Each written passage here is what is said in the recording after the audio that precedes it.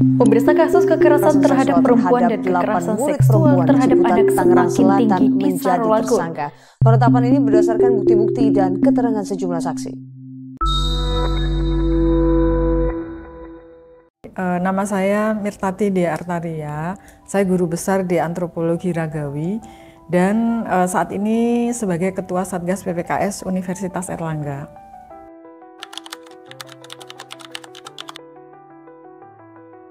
Femisida itu berasal dari kata femi dan side, ya, cide tulisannya, feminin. Ini terkait dengan perempuan. Kemudian sida itu sendiri merujuk pada pembunuhan atau ya hal-hal yang berkaitan dengan kekerasan terhadap perempuan.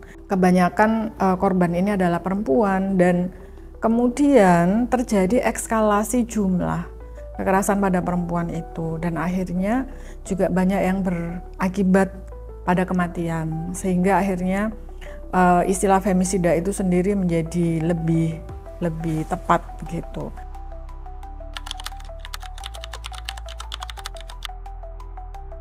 Kalau tentang femisida ini ada hal yang perlu disoroti ya, misalnya dari sisi budaya itu sendiri.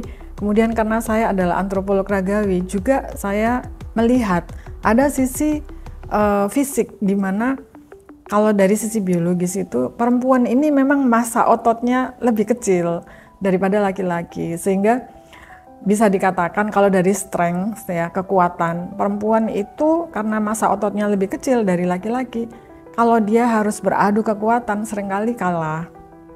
Sehingga dengan demikian pada banyak kesempatan itu jika harus bertarung, ini perempuan biasa yang tidak mempelajari bela diri misalnya, dia seringkali akan menjadi kalah begitu.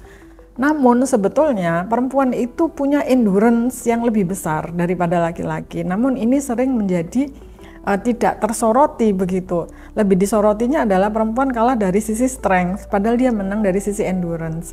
Budaya-budaya yang kemudian juga bisa menyebabkan adanya kekerasan pada perempuan. Misalnya menganggap bahwa perempuan ini adalah milik mereka yang harus dilindungi.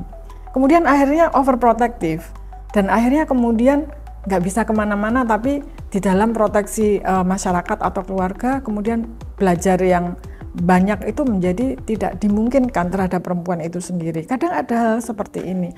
Atau budaya malu. Malu ketika perempuan yang dianggap sebagai simbol dari kehormatan mereka atau kehormatan keluarga tercederai, maka yang dihapuskan adalah perempuan itu, bukan pelakunya. Ada akhirnya hal seperti ini yang terjadi.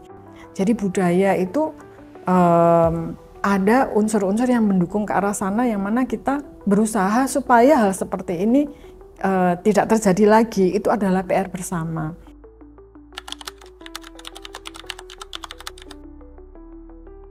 Kondisi saat ini kalau saya baca di tahun 2023 yang terlaporkan itu jumlahnya kalau tidak salah ingat lebih dari 289.000 kasus kekerasan pada perempuan yang terlaporkan. Artinya ini jumlah yang banyak. Meskipun secara statistik tahun 2023 itu sudah turun 12%, tapi masih sebanyak itu. Dan perlu kita ingat ya, bahwa ini adalah yang terlaporkan. Sementara kita tahu bahwa tidak semua kasus itu dilaporkan. Nah, jumlah yang besar ini dari data di Komnas Perempuan tahun 2023 ini yang membuat saya prihatin itu adalah kenaikan jumlah kasus, yaitu kalau nggak salah jumlahnya naik 9%. Itu di mana pelakunya adalah orang-orang yang seharusnya melindungi perempuan, entah itu pendidiknya, entah itu pemuka agamanya, artinya orang-orang yang seharusnya melindungi, tapi kemudian justru melakukan kekerasan itu sendiri.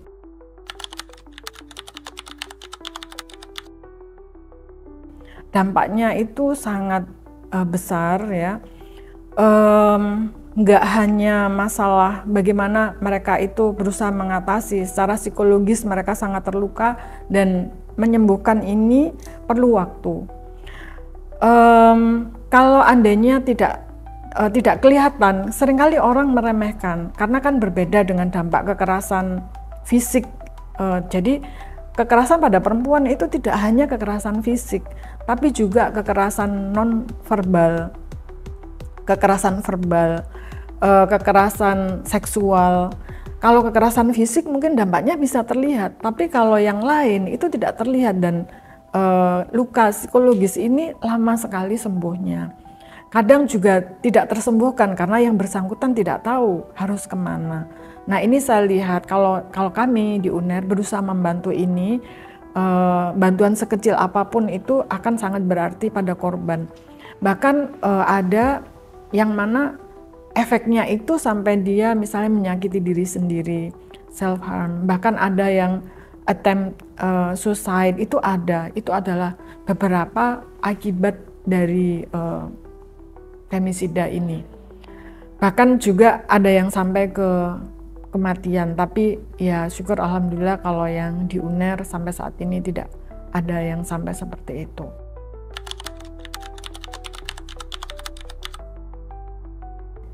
Kalau tentang sikap ini bisa dikatakan, saya bisa mengatakan bahwa belum semua orang memahami. Artinya apa? Seringkali kekerasan ini hanya dipandang sebagai, oh ya ini suatu kasus kekerasan, atau oh ini kasus kekerasan seksual. Tapi mereka sering melupakan bahwa korbannya kebanyakan adalah perempuan.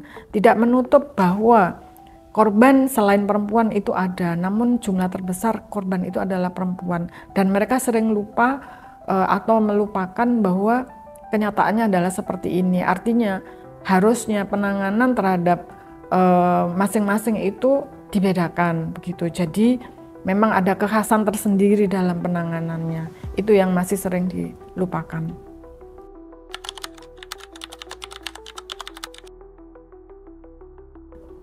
Menurut saya sangat perlu. Sebagai contoh ya, kalau di lingkungan universitas itu sejak 2021 kan ada Permendikbudristek nomor 30 tahun 2021 yang mana sejak adanya Permendikbud ini penanganan terhadap kekerasan seksual di kampus itu menjadi jauh lebih mudah. Artinya ketika ada peraturan yang mendasari, maka hal seperti ini penanganannya itu dimungkinkan. Kalau dulu korban itu ragu-ragu untuk meminta bantuan, bahkan meminta bantuan saja ragu, apalagi meminta ditangani sampai dengan sanksi. Mereka sangat ragu, mereka lebih memilih untuk menutup diri dan merahasiakan bahwa kejadian itu pernah terjadi. Namun begitu ada peraturan, maka berdatanganlah laporan dan mereka bisa dibantu. Artinya adanya peraturan di tingkat atas itu akan sangat membantu, demikian juga untuk mengatasi femisida ini.